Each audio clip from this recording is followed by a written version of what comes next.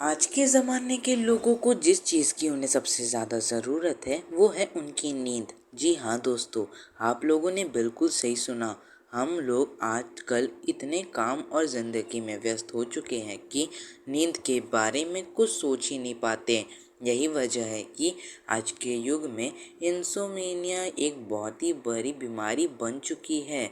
कुछ लोगों को तो आजकल बिल्कुल भी नींद नहीं आती है।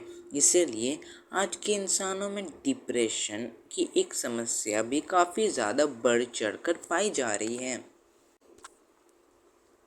आज का ये वीडियो नींद और उससे जुड़े कुछ विषयों के ऊपर आधारित होगा। हम इसमें लोगों को नींद कब तक नहीं आती, यानी बिना एक बार भी सोए कितनी देर तक जाग सकते हैं, उसके बारे में जानेंगे। तो दोस्तों, मैं आप लोगों से अनुरोध करना चाहूँगा कि वीडियो को आरंभ से लेकर अंत तक देखिएगा, ताकि ये विषय आपको अच्छे से समझ में आ जाए। इसके अलावा मैं आप लोगों को कई रोचक बातें भी बताने वाला हूँ। तो चलिए अब वीडियो को शुरू करते हुए असल विषय के ऊपर प्रकाश डालते हैं। वीडियो के टाइटल को देखकर ही आप लोग अब समझ गए होंगे कि हम इस वीडियो में क्या बात करने वाले हैं। लेकिन शुरू करने से पहले मैं आप लोगों को एक बहुत ही रोचक बात बताना चाहूँगा। साल 1963 में रैंडी गार्डनर नाम के एक व्यक्ति ने बिना सोए एक विश्व रिकॉर्ड बना दिया था। उन्होंने लगातार 11 डेज और 25 मिनट्स तक जागकर सबको हैरान कर दिया था। हालांकि इसके बाद 1986 में रॉबर्ट मैकडॉनल्ड नाम के एक व्यक्ति ने लगातार 18 दिन और 22 घंटे तक जागने का रिकॉर्ड बनाने का दावा किया था, लेकिन इसकी कोई पुष्टि का कारण नहीं मिलते हैं। गार्डनर के रिकॉर्ड को न बल्कि डॉक्टरों ने काफ़ी बारीकी से मॉनिटर किया था, बल्कि इसकी पुष्टि भी की गई थी। इसलिए गार्डनर के रिकॉर्ड को ही सबसे ज़्यादा खास और सही माना जाता है। और एक हैरान कर देने वाली बात तो ये है कि साल 1997 के बाद और नए लगातार जागते रहने वाले रिकॉर्ड को पुष्टिकरण मिलना बंद हो गया, क्योंकि इससे जुड़े खतरे इंसानों के लिए काफ़ी ज़्यादा घातक थे।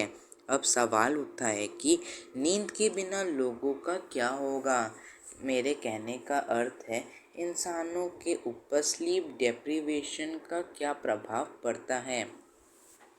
किसी भी इंसान के स्वास्थ्य के लिए नींद एक बहुत ही अहम चीज़ है। बिना नींद के इंसान को मधुमेह, डिप्रेशन, वजन बढ़ना और दिल की बीमारी भी हो सकती है।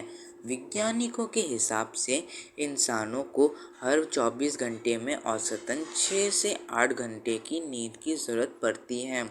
24 घंटे में अगर कोई नहीं सोता है तो उसका दिमाग भी उसे सोने के लिए सिग्नल भेजना शुरू कर देता है, और यहाँ उस व्यक्ति को सोने की ज़रूरत पड़ती है। वैज्ञानिकों के हिसाब से अगर कोई व्यक्ति किसी भी कारण से लगातार 24 घंटे से ज़्यादा जागते हुए रह जाता है, तब उसका दिमाग स्वात माइक्रो स्लीप मोड में चला जाता है। वैसे मैं आपको बता दूं कि इस मोड के दौरान इंसान को कई तरह के हेल्यूसिनेशन होने लगते हैं, जिसके ऊपर व्यक्ति का कोई नियंत्रण नहीं होता।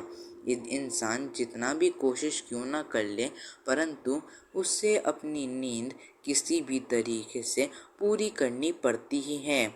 इसलिए अगर कोई कहे ही कि वो कई दिन तक सोया नहीं है, तब उसकी बात बिल्कुल भी सही नहीं है, क्योंकि ऐसा असंभव है। ज़्यादातर लोगों के लिए लगातार 24 घंटे से अधिक देर तक जाग पाना लगभग असंभव ही है। दोस्तों, एक अजीब बात ये भी है कि लगातार जागते रहने से होने वाले साइड इफ़ेक्ट के बारे में वैज्ञानिक चाहकर भी सटीक रूप से पता नहीं लगा सकते, क्योंकि किसी इंसान को बिना वजह के लंबे समय तक जगा कर रखना और उस पर प्रयोग करना खुद इंसानियत के खिलाफ है। और इसके नतीजे उस इंसान के लिए काफ़ी ज़्यादा दर्दनाक भी हो सकते हैं। किसी इंसान को सोने से रोकना एक प्रकार से मानसिक यातना के समान ही है। इसीलिए प्रयोगों के ज़रिए इंसानों के ऊपर लंबे समय तक नींद न लाने के साइड इफ़ेक्ट के बारे में पता लगाना तो संभव नहीं है, परंतु एक तरीके से लगातार जागने रहने के साइड इफ़ेक्ट्स के बारे में पता लगाया जा सकता है। एक ख़ास तरह की बीमारी जिसे फेटल फैमिलाल इंसोम्निया कहते हैं, उससे पीड़ित मरीजों के साइड इफ़ेक्ट के बारे में पता लगाया जा सकता है। FFI बीमारी से पीड़ित मरीजों के अंदर एक अजीब तरह के म्यूटेशन को देखने को मिलता है। ये म्यूटेशन मूलांत अनुवंशिक होता है और इसके चलते मरीज़ के दिमाग के अंदर एक विशेष तरह के प्रोटीन का जमा होना शुरू हो जाता है। मैं बता दूं कि इस प्रोटीन के जमा होने के साथ साथ मरीज़ को नींद नहीं आती और अगर आती भी है तो वो ज़्यादा देर तक सो नहीं पाता।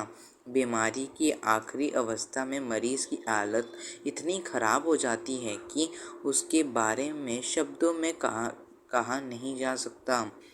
दिमाग के अंदर अब तक जो प्रोटीन जमा हो रहा होता है वो आखिर में मरीज़ के दिमाग में मौजूद कोशिकाओं को ख़त्म कर देता है, जिससे मरीज़ की आखिर में मौत हो जाती है। इस बीमारी से पीड़ित मरीज़ों के जीवन आयु 1.5 ईयर्स में ही शेष हो जाती है। 1989 में किए गए एक प्रयोग से ये पता चला कि कोई भी जीव बिना सोए लगातार 11 से 32 डेज़ के अंदर ही जिंदा रह सकता है। इसके बाद उसकी मृत्यु होना एक प्रकार से सुनिश्चित ही है। खैर 2009 में किए गए और एक प्रयोग में पता चलता है कि इंसानों के अंदर 16 घंटे की स्लीप डिप्रीवेशन तक हमारे दिमाग सही तरीके से काम करता है। इसके बाद हमारा दिमाग हमारे नियंत्रण से बाहर चला जाता है। 24 घंटे तक लगातार जागते रहने के लिए हमारा हेड आई कोऑर्डिनेशन भी काफ़ी हद तक बिगड़ जाता है। ये क्रोनिक इंसोमेनिया से पीड़ित मरीजों में काफ़ी ज़्यादा प्रभाव भी डालता है। नींद पूरी ना करने से इंसानों में बोलने की स्पष्टता, देख पाने की, विचार करने की, याद रखने की, सुनने की क्षमता काफ़ी ज़्यादा घट जाती है। इसके अलावा शरीर में अनियंत्रित कंपन भी महसूस होने लगता है।